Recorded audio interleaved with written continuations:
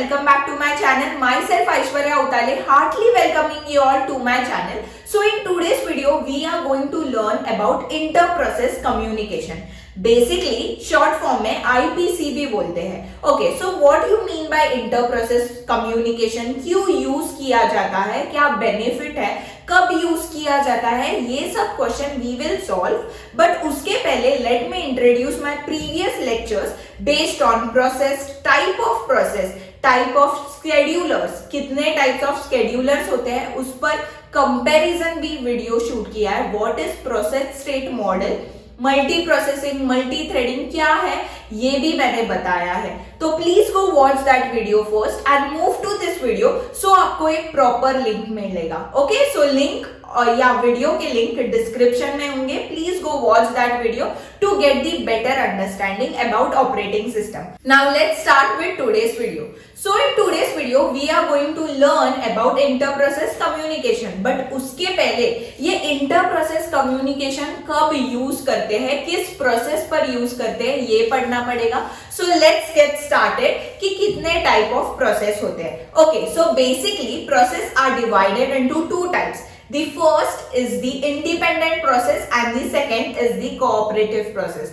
Ma'am, what you mean by this both? Yes, let me explain you. जैसे human beings में दो तरह के लोग होते हैं. जो बहुत बोलते हैं उसको कहते हैं एक्सट्रोवर्ट और जो कम बोलते हैं उसको कहते हैं इंट्रोवर्ट.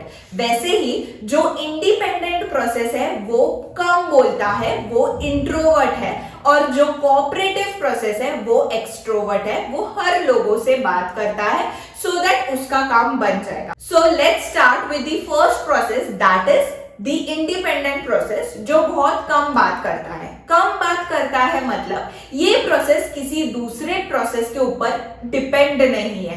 दैट मीन्स ये प्रोसेस खुद का काम करके साइड हो सकता है. ये किसी और प्रोसेस का यूज या किसी और प्रोसेस का रिसोर्स लगेगा उसके एग्जीक्यूशन के लिए, ऐसे नहीं होगा. ये प्रोसेस खुद का काम करके साइड हो जाता है. इसको कहते हैं independent process. Now comes in the picture what you mean by the cooperative process. Cooperative process मतलब जो प्रोसेस एक या दो प्रोसेस या दो से ज्यादा प्रोसेस के ऊपर डिपेंड है. दैट मीन्स ये एक प्रोसेस होगा, उसके एग्जीक्यूशन के लिए उसको ए प्रोसेस का एग्जीक्यूशन का आउटपुट चाहिए, देन ए प्रोसेस को किसी और प्रोसेस का एग्जीक्यूशन पार्ट चाहिए, या ये प्रोसेस किसी और प्रोसेस पर डिपेंड है, तब ये कहते हैं कोऑपरेटिव प्रोसेस. मतलब एक प्रोसेस किसी और या किसी एक या दो से ज्यादा प्रोसेस पर जब डिपेंड होता है तब इसको बोलते हैं कोऑपरेटिव प्रोसेस. नाउ अगेन एक क्वेश्चन आता है, ma'am then inter process communication किस पर यूज होता है. Basically inter process communication cooperative process पर बेस्ड होता है, दैट इज डिपेंडेंट प्रोसेस पर बेस्ड होता है. सो इंटर प्रोसेस का चैप्टर यहाँ ही रुक जाता है. Now coming to the picture of inter process communication, that is cooperative process.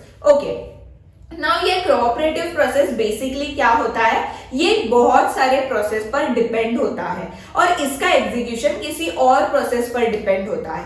तो इसको हमेशा कोई और प्रोसेस की रिक्वायरमेंट या रिसोर्स लगने वाला है, तो इसको एक लिंक बनाना चाहिए वो प्रोसेस पर. यस, तो ये लिंक का भी दो पार्ट्स में डिवाइड होता है.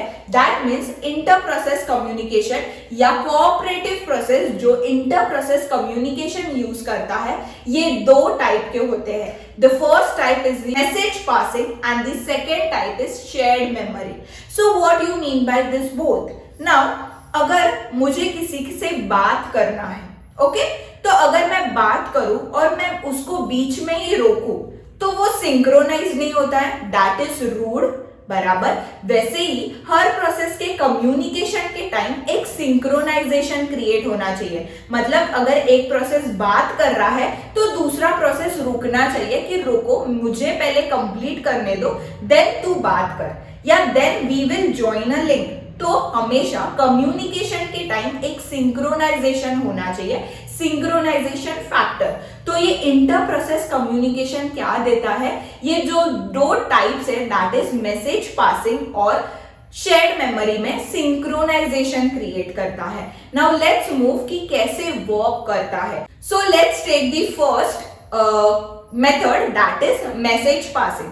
सो what you mean by message passing? Basically message passing मतलब एक मैसेज होगा, उसको पास किया जाएगा, या क्या और होगा? So let's learn about it.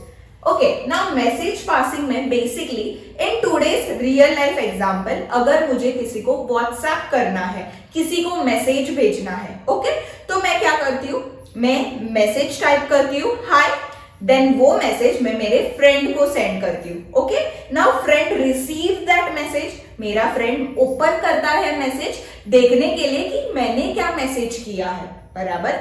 तो वो ओपन करने के बाद वी गेट दैट ब्लू टिक।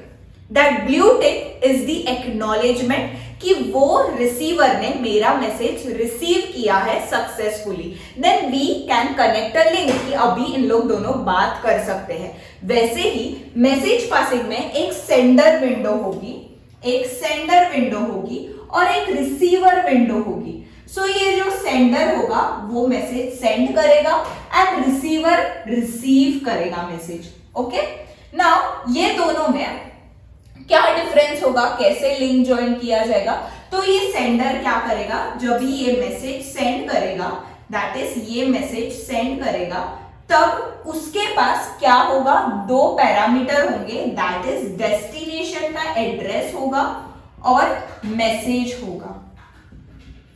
मतलब इतनों से मैसेज के बॉक्स में उसके पास दो पैरामीटर होंगे, डेस्टिनेशन कि ये मैसेज मुझे कहाँ या किसको भेजना है उसका एड्रेस होगा और मैसेज होगा।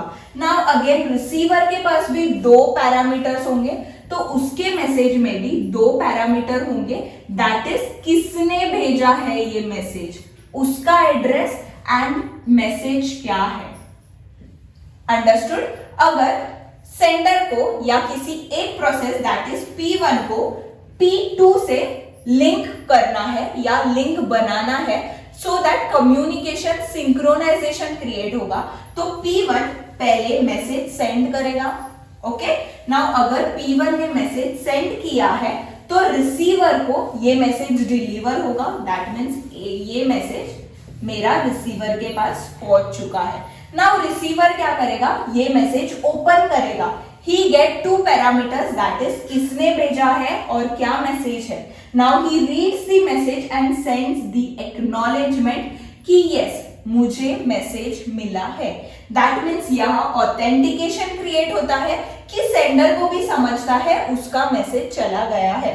बट नाउ ये जो मैसेज पासिंग जो है वो किसके ऊपर या किधर यूज होगा, जब डिस्ट्रीब्यूटिव एनवायरमेंट होगा या डिस्ट्रीब्यूटिव सिस्टम यूज किया जाएगा, जब ये बहुत बड़ा नेटवर्क होगा तब ये मेथड यूज किया जाता है। अंडरस्टूड? जब डिस्ट्रीब्यूटिव मतलब जैसे एक वेब कनेक्शन होता है, बहुत सारे कंप्यूटर्स कनेक्ट होते हैं, अगर मुझे यहां से गुजरात को कनेक्ट करना है तो मैं मेरे पीसी से मैसेज भेजूंगी टू गुजरात। दैट मीन्स अलग अलग डिस्ट्रिक्ट या अलग अलग कंट्रीज में जहां भी है डिस्ट्रीब्यूटिव मेरे पीपल्स, उसको अगर मुझे मैसेज करना है तो मैं कौन सा मेथड यूज करूंगी, message passing. Understood? So this is the advantage and it is very easy to understand. Now coming the problem कि अगर मेरे को समझेगा कैसे कि मेरा मैसेज तो सेंड किया है सेंडर ने, but now sender will be confused कि मैं रिसीवर के साइड से एक्नॉलेजमेंट आने तक रुकूं या मैं किसी और को मैसेज भेजूं, बराबर। वैसे ही रिसीवर साइड में भी दो कंडीशन आती है, मैं रुकूं, मेरे को किसी का मैसेज आएगा या मैं को जो मैसेज आया है उसको एग्जीक्यूट करूं। तो ये दोनों कंडीशन दोनों के इस पर आते हैं, तो there comes various combinations, that is block sender and block receiver. That means अगर sender ने, so यहाँ comes the first possibility, that is block sender and block receiver.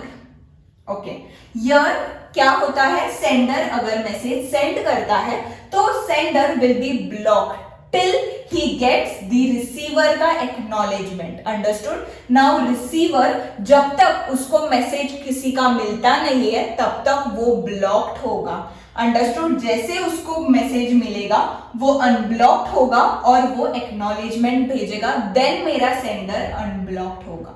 Now comes the second condition, unblocked sender and blocked receiver. इसमें क्या होगा, sender send करेगा but sender ये बार blocked नहीं होगा, वो किसी और को भी साइमल्टेनियसली ये मैसेज सेंड कर सकता है या किसी और को दूसरा मैसेज सेंड कर सकता है, वो रुकेगा नहीं एक्नॉलेजमेंट के लिए. But receiver will be blocked till he get, किसी का मैसेज मिल रहा है, किसी का मैसेज आने तक वो रुकेगा, देन वो अनब्लॉक्ड होगा एंड देन एक्नॉलेजमेंट भेजेगा. The third condition is unblocked sender and unblocked receiver. इसमें दोनों खुद का काम कर सकते हैं. मतलब अगर रिसीवर के पास किसी का मैसेज आ चुका है तो वो पहले वो एग्जीक्यूट करेगा, देन ये मैसेज या ये सेंडर का मैसेज देखेगा, एंड रिसीवर भी खुद का काम कर सकता है. So here comes the three possibilities कि block sender, block receiver, unblock sender, block receiver, unblock sender, unblock receiver. So ये है मैसेज पासिंग का कंसेप्ट. इसके ऊपर ज्यादा गेट क्वेश्चंस नहीं आते हैं, बट ये जो बेसिक है वो तो पढ़ना चाहिए, इसलिए I have explain you everything. The most important thing is ये डिस्ट्रीब्यूटिव मेथड है, डिस्ट्रीब्यूटिव एनवायरमेंट में काम करता है message passing. So this is the overall explanation of message passing, and let's move to the second part, that is shared memory. So what do you mean by shared memory? Shared memory जैसे पहले जो message passing था वो distributive system पे काम करता था, but share memory distributive system पर काम नहीं करता. शेयर मेमोरी काम करता है multi processor and uni processor, मतलब बहुत सारे प्रोसेसेस कनेक्टेड होंगे तब काम करता है, एंड यूनी प्रोसेसर किसी एक प्रोसेसर पर काम करता है, दैट इज एक सिस्टम पर. Now let's take an example of uni processor. Okay, now अगर मेरे पास एक सिस्टम है मेरा, ओके, या कोई डेस्कटॉप है, ये डेस्कटॉप पर ऐसे नहीं है कि बस एक ही प्रोसेस काम करेगा eight a particular time. There can be more than one process which is working. Okay, so let's assume there are 5 processes. Okay, that is P1, P2, P3 and P4 and P5. Now these 5 processes must accommodate some memory. बराबर, ये जो मेरे PC की memory है वो समझो let's take an example of 2 GB है.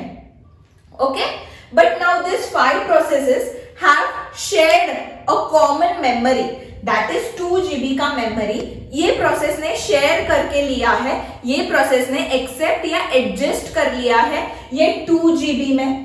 बराबर, there can be more also, but they are basically using a particular memory, a particular resource, and they are utilizing this resource. With the help of this resource they are executing. वैसे ही shared memory में एक shared memory होता है, that is एक critical section होता है. एक क्रिटिकल सेक्शन होता है, ये क्रिटिकल सेक्शन में दैट इज CS में क्या होता है, ये CS में रिसोर्सेस होते हैं, जो रिसोर्सेस बहुत सारे प्रोसेस को रिक्वायर्ड है, बट ये शेयर्ड मेमोरी में बस एक ही प्रोसेस जा सकता है at a particular time to get that resource, but बाकी के रिसोर्स कैन वेट और can do their work. Understood? So ये शेयर होता है. वैसे ही ये जो क्रिटिकल सेक्शन एरिया है ये हम नेक्स्ट चैप्टर में पढ़ेंगे या नेक्स्ट वीडियो, अपकमिंग वीडियो में पढ़ेंगे. ये पूरा जो है ये इस पर एक अलग बेस्ड कंसेप्ट होगा, दैट इज प्रोसेस सिंक्रोनाइजेशन. ये जो है कंसेप्ट इस पर, सो ये हम पढ़ेंगे. But what you actually mean by shared memory, that is a certain resource, a shared resource या a shared memory is used between many resource and yeah many process, and this process use this shared memory या shared resource to get execute. Understood what you mean by shared memory? So basically ये shared memory में बहुत सारे आगे जाके concept है, that is in synchronization chapter. So we will move move forward about this in detail about that. But now I am just giving you the hint what you mean by shared memory and what you mean by message passing. Message passing पर बस उतना information is काफी, because message passing पर ज्यादा questions नहीं आते. But now in shared memory we have an other chapter, other based chapter, whole chapter. So उसमें हम पढ़ेंगे. But now let's remind about this, या just remember this few things. That is ये जो शेयर्ड मेमोरी है ये multi processor and uni processor पर काम करता है. एंड ये शेयर्ड मेमोरी मतलब बहुत सारे प्रोसेस एक कॉमन रिसोर्स को यूज करते हैं, यूटिलाइज करते हैं to get execute. So this is meaning of shared memory and message passing. I hope you enjoyed this video and I hope you like this IPC, that is inter-process communication. क्या होता है, किस पर होता है, what are the types. That's it for today's video. I hope you enjoyed it. कोई भी difficulty है please rewind back and watch it so that आपको क्लियर आइडिया मिलेगा. That's it for today's video. I hope you like it. Please like, share and subscribe to my channel. So हमेशा Aishwarya popup होगी कि कोई तो आज नया वीडियो डाला है. That's it for today's video. Bye bye.